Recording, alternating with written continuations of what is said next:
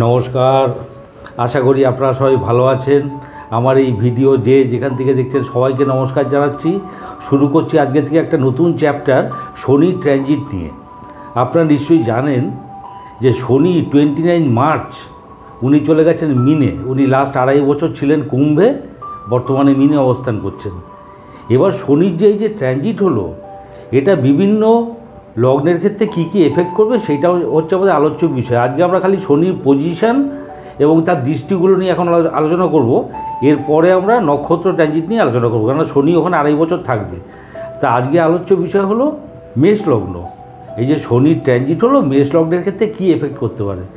প্রথম কথা, মেষ লগ্নের ক্ষেত্রে শনি হলো 10th আর 11th লর্ড। উনি চলে গেলেন দ্বাদশে। দশম স্থান থেকে গিয়ে দেখি আমরা আমাদের কর্ম, আমাদের পিতা, এগুলো দেখি, বিদ্যাজনিত যশ, আমাদের খ্যাতি প্রতিপত্তি, এগুলো দেখি। আর 11th হাউস হলো হাউস অফ অ্যাচিভমেন্ট, প্রাপ্তি, এগুলো বোঝায়। 12th হাউস হলো ব্যয়, খরচা, ডিট্যাচমেন্ট, বিদেশ যাত্রা, এগুলো বোঝায়। এবং শনি দেখুন ওখান থেকে দৃষ্টি পড়ছে কোথায় কোথায়। দ্বিতীয় স্থানে দৃষ্টি পড়ছে অর্থাৎ বৃষে, ষষ্ঠ স্থানে দৃষ্টি পড়ছে অর্থাৎ কন্যাতে, এবং নবমে অর্থাৎ ধনুতে দৃষ্টি পড়ছে।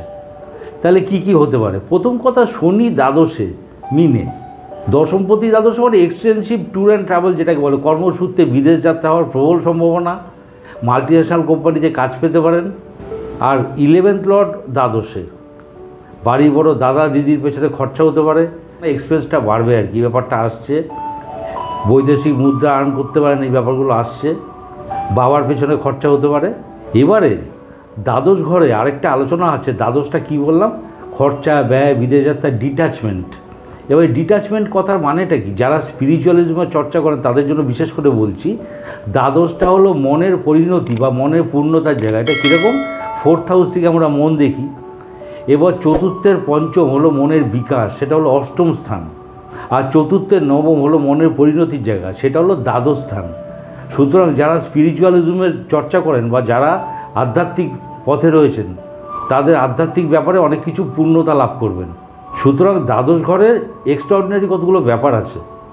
শনি ওই দ্বাদশ ঘর থেকে দেখুন কোথায় দৃষ্টি দিচ্ছে। প্রথমে হলো দ্বিতীয় স্থানে।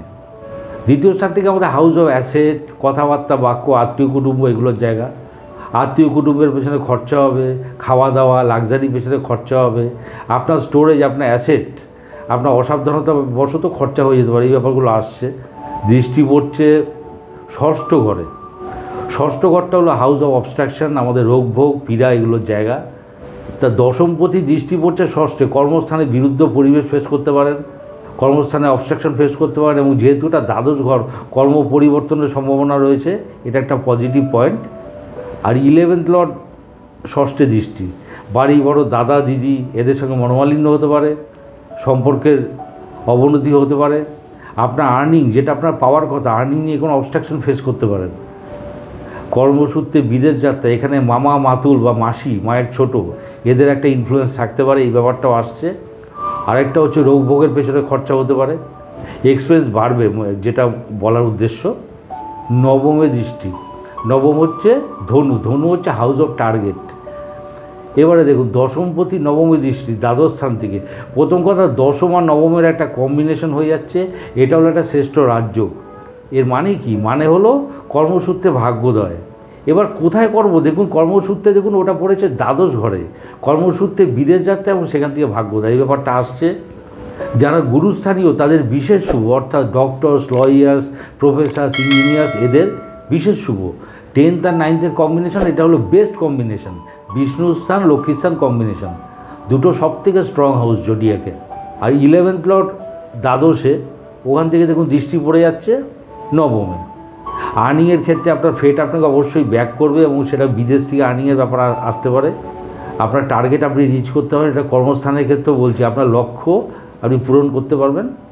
সুতরাং মেষ লগ্নের ক্ষেত্রে শনি ট্রানজিট বা শনি দ্বাদশে অবস্থান মোটের উপর ভালো ফল দেবে। ভিডিওটি ভালো লাগলে লাইক, শেয়ার, সাবস্ক্রাইব করুন। সবাই ভালো থাকবেন। নমস্কার।